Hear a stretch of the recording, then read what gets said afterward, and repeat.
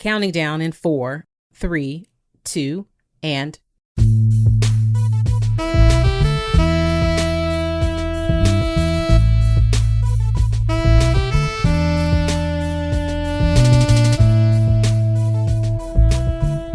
Hello, podcast family. Welcome to Motherhood in Black and White. My name is Kaanji. I'm Tara. And this week, Tara and I are going to be talking about the student loan crisis, which just hearing that topic made me cringe a little bit. It did. Same. When you said crisis, I was like, oh, yeah, I guess it is.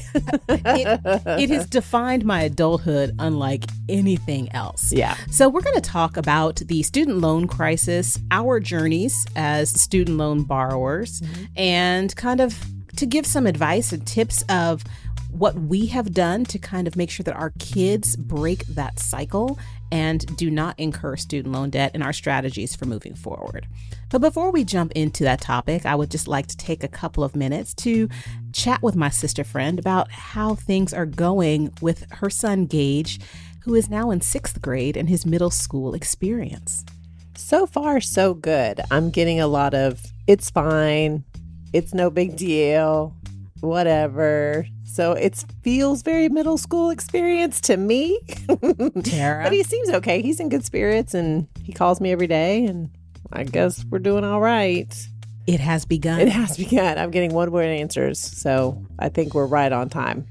When you start getting the eye rolling, yes, then you will know you are exactly right on time. And as you know, my son Roman is in 8th grade this year. So I don't see any end in sight, but when you were talking about the one-word answers, I just nodded a little bit. You can feel that empathy. Deeply in my soul. Yes. And this year for 8th grade, Roman decided he wanted to try something new. So Roman, he has not participated in any school athletics. He did soccer like a lot of kids do. When he was little. Yeah, he started when he was at 3 at the local YMCA. And last spring when they were doing registration, he said, "Mom, I want to play football." And I told him that football really incorporates all of the things that he hates.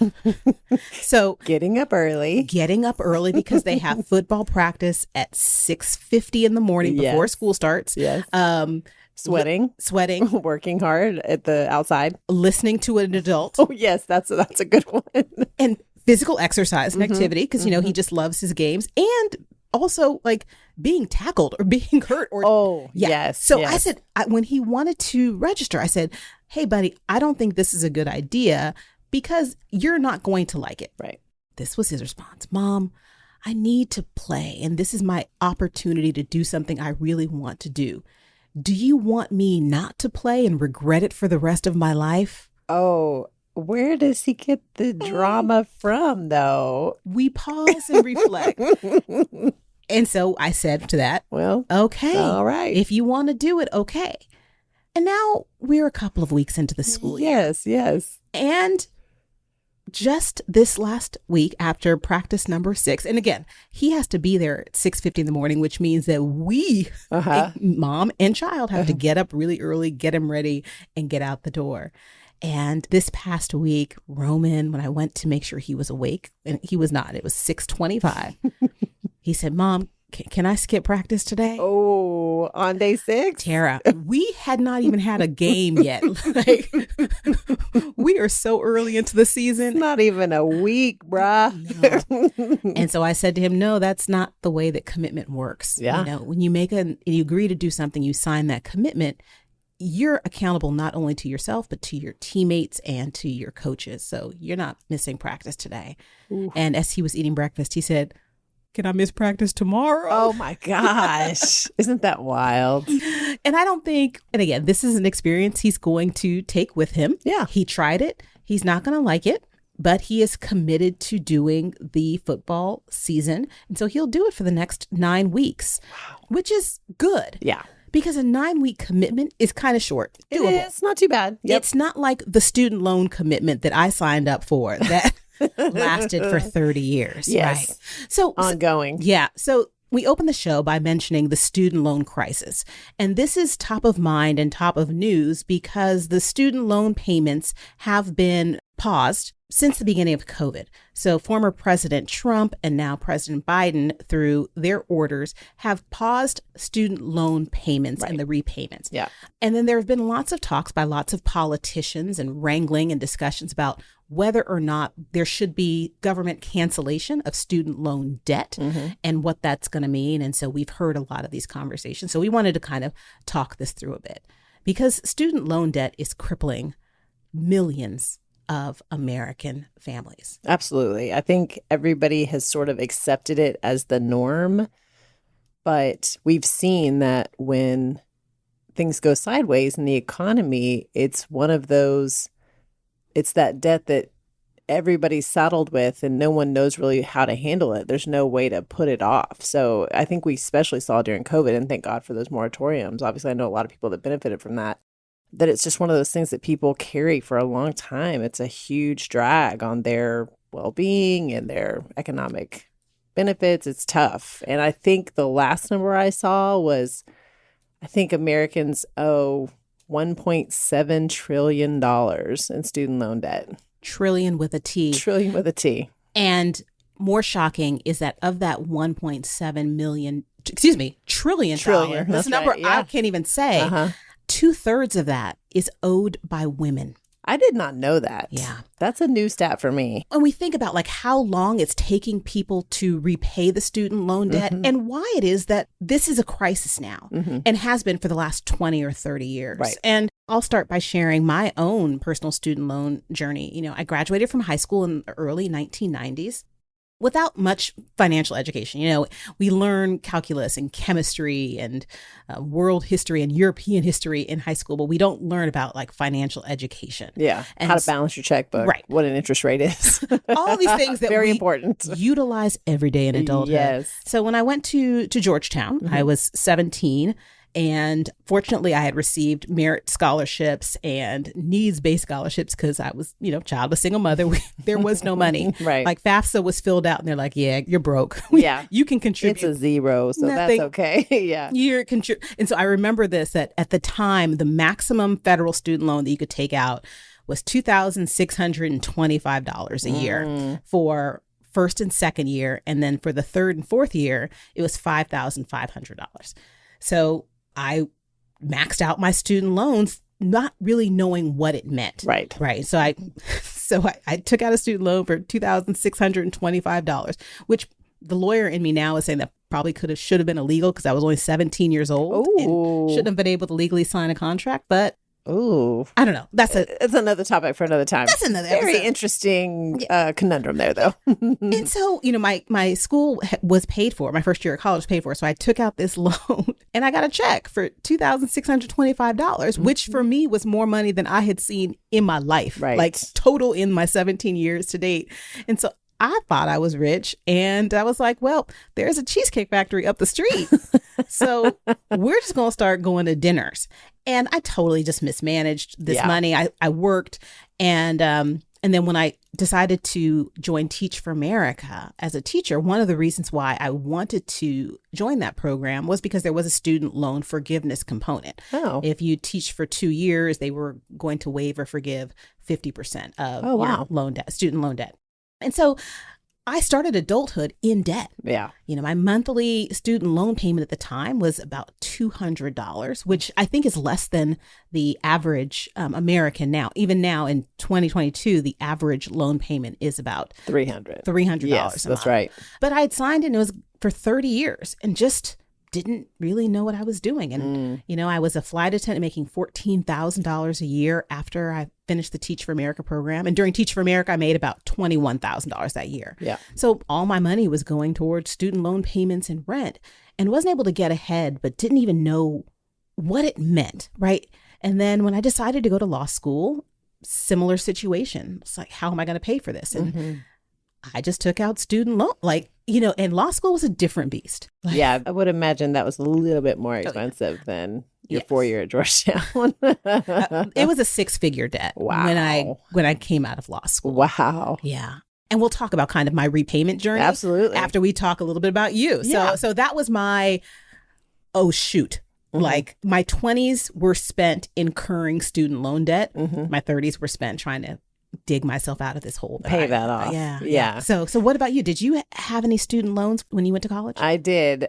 I graduated high school in the late 90s, not too far apart. You just had to bring that up. I mean, it was, you put it out there. You just wanted to rub it in. She just wants everyone to know, podcast family, that Tara's the younger one. Yes, we know. Okay. Okay. So anyway, there's a whole lot of confusion that happened when I got out of high school, and I didn't have much. Not only did I not have a financial education on board, but I also didn't have very much support in the way of the paperwork and navigating how to do any of that. So it kind of fell to me to figure it out by myself. And I did a semester in community college and then a year or two off. And I kind of went back and forth and did community college, and I paid for that in cash. I did not take any loans out for that. And I did have some help. Like my grandfather helped me out the semester here and there. And then I paid for some myself. So there was a little support there. So I did a lot of community college, and I actually didn't take on any student debt until I was ready to transfer to a 4-year to finish. And at that point, fortunately, I had a little bit more on board, because at that point I was 20, I want to say I was 26 or 27. And I had taken myself through the ringer of credit card debt at that point. So I had some experience with kind of what not to do in some ways. So when I started taking on debt to finish at the 4-year, it was my only option. I didn't have the means to pay for that outright. But I did the same thing, and they would give me the max that I could borrow. I think luckily for me, because I had that credit card debt that I tried to start solving at that point, I didn't max it out. Like I actually would look at how much I actually had to pay the school and then how much I needed for books. And I would just take only the amount I needed. Every now and again, I got a couple of subsidies that were a little bit extra. And so I won't tell you that I didn't buy a little Cheesecake Factory from time to time. But for the most part, I tried to be conservative with how much I borrowed. But when I finished my bachelor's, even after only doing 3 years at a 4-year, it was a substantial amount. And I will tell you, I'm still paying that. Wow. I mean, and that was 2009 when I graduated. So It's been a while, and I'm still paying that debt off. And then, as everybody knows, I went back for my graduate degree, and I took out loans for that too. I mean, and it was part of the decision. Is it going to be worth it to take on this additional debt? Can we service that debt? Does it make sense for my family? And when we did all the math, it did. But now I've got that debt, and it's essentially a mid-range car note amount. It's not 6 figures, but halfway there. Well, the total debt, of course. Right. And for me, what happened was I took federal loans out and private loans out. Mm-hmm. And I was very fortunate and very blessed after I graduated from law school to get a really good job. And I had a couple of bonuses that I put directly towards the private loan debt. Nice. And I carried that federal loan debt, which was at this point about $290 a month, mm-hmm. For 30 years. Yeah. No, I'm sorry. My car payment was $294. My student loan payment was close to $400 or $500 a month. And people were saying it's good debt, right? And we weigh this decision. I do say that. And I didn't even have a decision to make when it came to undergrad or law school mm-hmm. debt.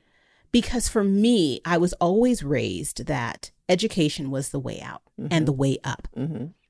And I wasn't a first generation college student, which a lot of women of color coming up in the 80s and 90s were. Yeah, absolutely. I didn't have that background or that knowledge of what it meant to sign these papers and to be indebted and to owe this and what the interest rate looked like and what a variable interest rate looked like. Mm-hmm. And so when I was in my 40s, mm-hmm. my husband and I talked to each other, and I said intentionally, I said, you know what, we just have to buckle down and get this knocked out, because I don't want to be 57 years old and paying this off and still paying this mm-hmm. off.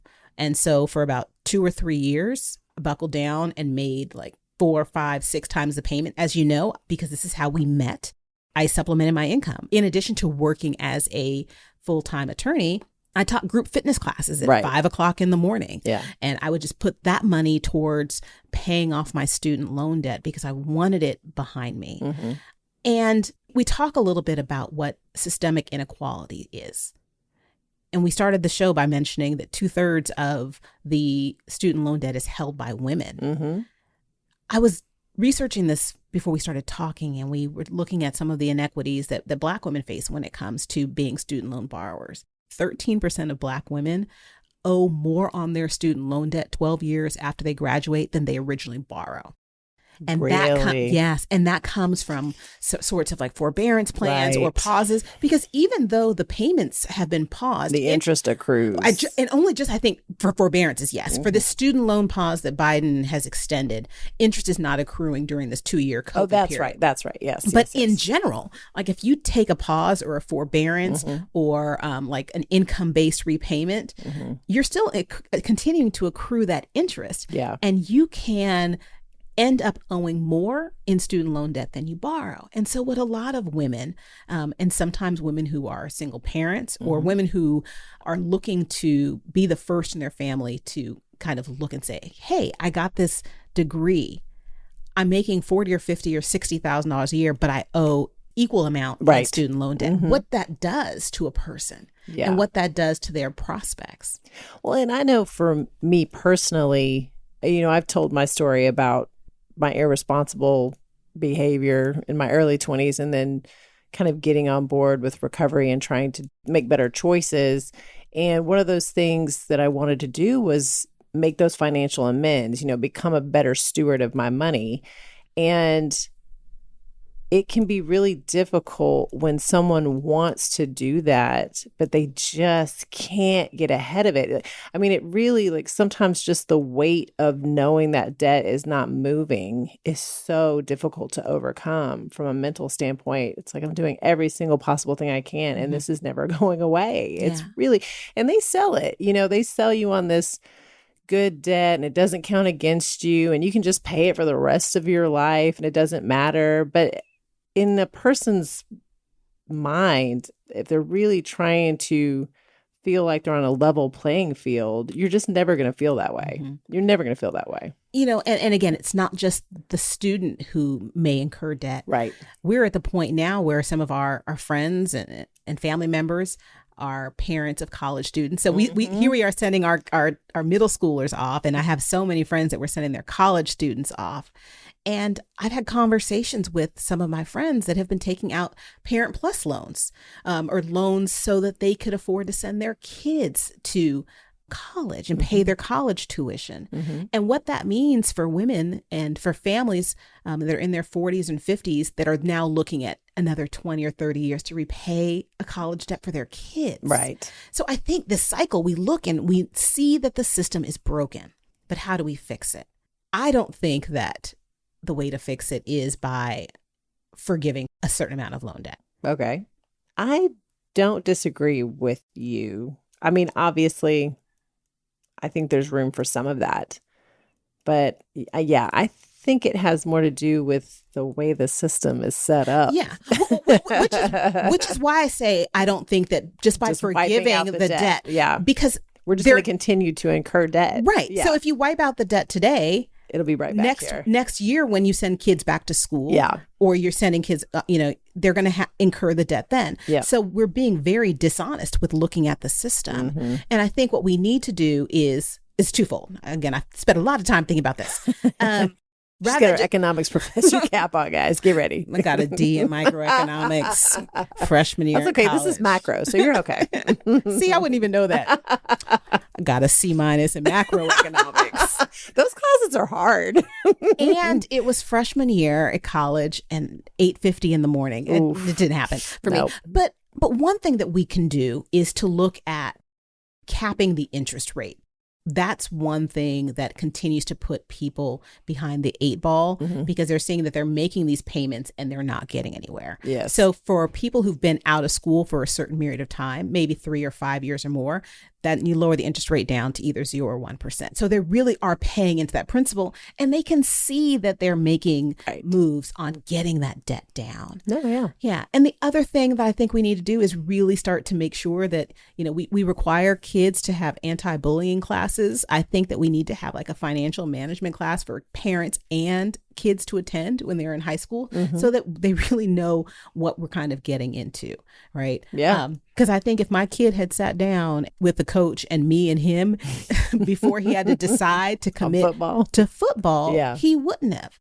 And I question if I would have made the similar decision about where I was attending college and how much it was going to cost, because for law school, I got a full ride scholarship somewhere else, but I wanted to stay in New York. And so I decided to incur the debt to stay in New York to go to that law school, not realizing what the next 15 years of my life would be like repaying that, and thinking like, if I had had the opportunity to sit down with someone to counsel me and to give me that advice, what the decision process would be. So that's where I think we as parents need to step in and step up for our kids before they start making those decisions. Right. I don't think we talk enough about, and I think you and I have had this conversation before on the podcast. So listeners, go back and see if you can find that about financial literacy. But I think there has been a long-term stigma about sharing financial information with your kids, what your budget looks like, what those bills look like. And I think it's so important. I wish I'd had some of that on board a little earlier. And I'll take a step further. I'm a big advocate for changing the narrative around the only way to be successful in this country is to have a degree. And I know that's a huge, monumental, big picture, hard thing to consider. I think I've seen some strides that way. I know that education is super important to you, and obviously from the, your mom, and it is, but I've said this before, we don't say to Gage that you're going to college. We don't push that agenda. He gets to decide, and if it's college, great, and we'll figure it out. If it's not college, great. Let's figure that out too. But this story that we've all been fed for years and years, that the only way to have the life you want, or this quote unquote successful life, is to have a degree and to incur this debt. I just don't subscribe to it. Now, I'm a super big school nerd. I went to school because I wanted to go to school. I wanted to expand that knowledge. I made that choice. So I'm not saying that, if you want to go to college for sure. I hate the message that it's the only way. Yeah. And we know that it's not. I know. And I think in addition to change the narrative, I agree with you there. We also need to change the definition of success, right?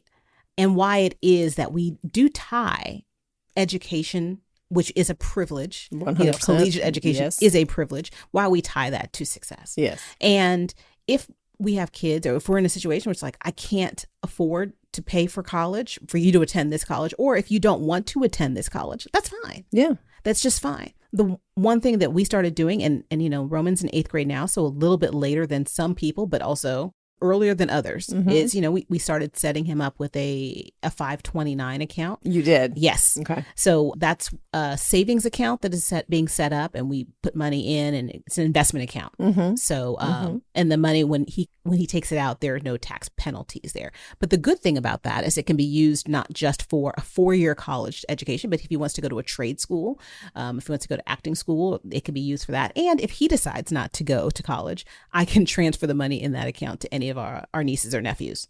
So. Oh, really? But you have to transfer it to another education account. It has to go for an education purpose. Because of the family, tax penalties. Yes, for any family member. Okay. So if you want to join my family, girl, come on, come through. You can pay for my PhD if Roman decides not to go to college. Absolutely. I was like, let's adopt you.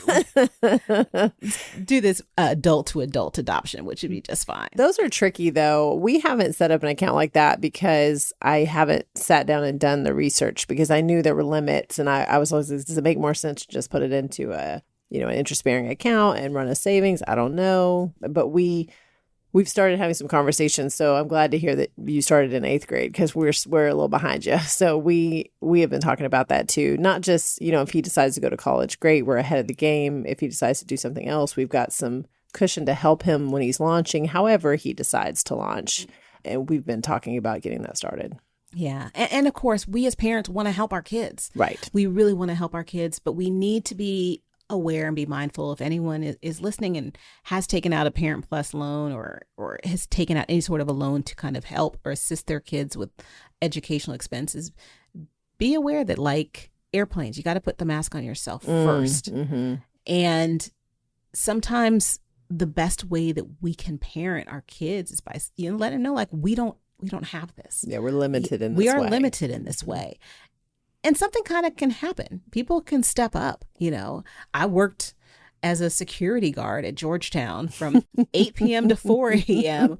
And, it was funny because I worked at the dorms. I sat at the front desk and I checked IDs at the dorms. Yeah. And I worked evenings, and I also worked like Friday nights and Saturdays, Oh. 8 p.m. to 4 a.m. Party hours. So I knew what everybody was Oh, doing. yeah, You yeah, know, yeah. you saw who was coming Oh, into, yeah. into the dorms and with whom. But, you know, it was a job. And back then, even in the 90s, I was making, I think, $12 an hour. Oof. So, and it teaches you a little bit of responsibility. It teaches you a little bit of responsibility. So that was good. Again, getting the check from the federal government. A nice little subsidy. Yeah, I was like, that I just wasted. Yeah. And utilized some of it. However, had I had the knowledge and the education behind it, I would have made smarter decisions. Yeah, I'm grateful that I was too snarled up early days to really get into school. And when I ended up into it, it was on my dime. I felt like that made a big difference for me. And we talk about that sometimes when we talk about Gage. Like, if it's something he really wants, then we feel like he should have some skin in the game. But obviously, we want to help support and subsidize where we can. And we try to keep him out of loans as much as we can as well. So we've talked about that a little bit, just about how much more invested I was when it was on me. Mm-hmm. You know, and we're going to hear about this over the next couple of weeks and months, and the noise is going to get amplified. Oh, yeah. You know, It's a big topic right now. Yeah. And again, I don't know if there's a right answer or how we can fix this. Because again, the system is broken and there are a lot of folks making a lot of money off of a lot of kids who want a better life and parents who want a better life for their kids. I agree. So sometimes where's the incentive to fix it if folks are getting real rich? Really, really rich. I mean, the story of the system. You know, that exactly. In a nutshell. That's it. This is just another system. So, you know, I would just say pay attention to this space. Like, let's pay attention to kind of what happens and how we can try to work to fix it. But always know that, you know, we got to own our own decisions, and we are responsible for our own families and the decisions that we make. And so start those conversations. Make sure that we kind of let people know kind of what our boundaries are. And the worst thing that we could do is to not open that envelope if we have student loan payments. Oh, like, I'm just not going to open this envelope. Don't ignore it. Don't ignore it. While there are a lot of avenues to help you with those payments, you do have to make them at some point, or at least answer the mail. Yeah. So we'll see. And again, I am very fortunate that after, you know, more than 30 years after graduating from college and almost 15 years after graduating from law school, completely debt free in terms of student loan repayments. And I don't want that to be my child's experience. That's awesome. I get excited because I'm pretty close on my bachelor's debt. It will be gone pretty soon. And then we are already putting a pretty good chunk in my graduate. So it's not going to drag out the way it did the first round. I'm excited about that. I'm excited for you. Always, always, always. So what I'm not excited about is tomorrow's 6 a.m. wake up call to take my kid to football practice.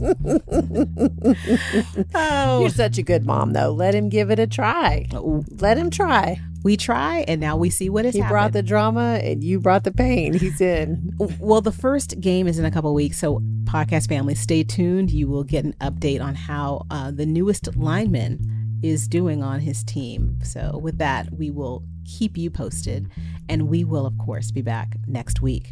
We love having you with us, and we're so excited to be back for this new season. We hope you're enjoying the show. We've got plans for you for the rest of this season. As always, follow us on all your favorite listening platforms so you don't miss any episodes. They drop every week. And if you haven't had a chance yet, please rate and review the podcast. We hear from a lot of you on Instagram at Black and White Momcast, and we'd love to hear from you on the listening platforms. It actually really helps with our numbers and getting us some visibility. So if you'll hit rate and review on that and leave us notes, we read every single one of them. Thank you. With that being said, we are going to sign off this week. We thank you so much for taking the time to listen and tune in. We will be back next week, same time, same place. Take good care, podcast family.